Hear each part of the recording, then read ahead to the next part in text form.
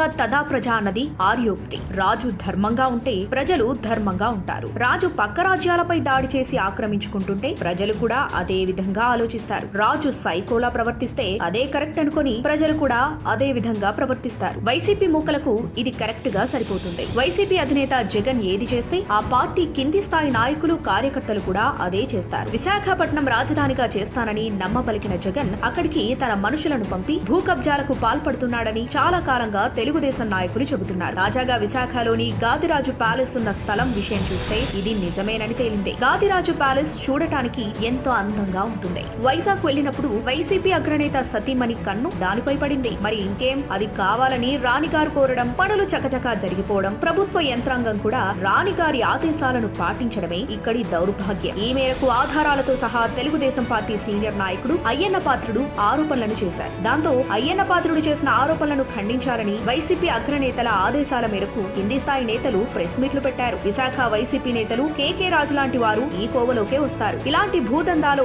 YCP తరపున GPA చేయించుకున్నట్లుగా విశాఖలో పెత్తనం చలాయించే జీవి అలియాస్ గన్నమనేని వెంకటేశ్వరరావు ఇద్దరూ కలిసి గాదిరాజు ప్యాలెస్ ఓనర్ ఆయన కుమారుడితో ప్రెస్ మీట్ పెట్టించారు. వారు ఎదురుగా నిలబడి మరీ తాము చెప్పించాలనుకున్నది చెప్పించారు. తమపై ఒత్తిళ్లు లేవని వారు భయంగా చెప్పి వెళ్లిపోయారు. కానీ వారు తమ ప్యాలెస్ పై లేనిపోని వివాదాల్ని తీసుకొచ్చారని చెప్పకనే చెప్పారు. 1994లో కొనుక్కున్న భూమిపై ఇప్పుడు వివాదం లేవదీశారని, క్రమబద్ధీకరించుకోవాలని నోటీసులు ఇచ్చారని చెప్పకనే చెప్పారు. కలెక్టర్ ను కలవలేదన్నట్లుగా చెప్పుకొచ్చారు. వైసీపీ నేతలది మొదటి నుంచి ఇదే పని. బెదిరించడం, ఆస్తులు రాయించుకోవడం. కాదని బయట పెడితే వారితోనే ప్రెస్ మీట్లు పెట్టించడం. అంతా సెటిల్మెంట్ గ్యాంగ్ పక్కా వ్యూహంతో ఇదే పనులకు పాల్పడుతుంది. గాదిరాజు ప్యాలెస్ వ్యవహారం విశాఖ ప్రజల్లో సంచలనంగా మారింది. ఇక ఎవరి ఆస్తులకు గ్యారంటీ ఉంటుందని వారు ఆందోళన చెందుతున్నారు. ఇప్పటికే పై స్థాయిలో ప్యాలెస్లపై దృష్టి పెడితే కింది స్థాయి వైసీపీ నేతలు సామాన్యులు ఆస్తులపై పడుతున్నారు. ఒంగోలులో బయటపడిన నకిలీ డాక్యుమెంట్ల స్కామ్ తరహా ఘోరాలు విశాఖలోనూ జరుగుతున్నాయన్న ఆందోళన వ్యక్తమవుతుంది.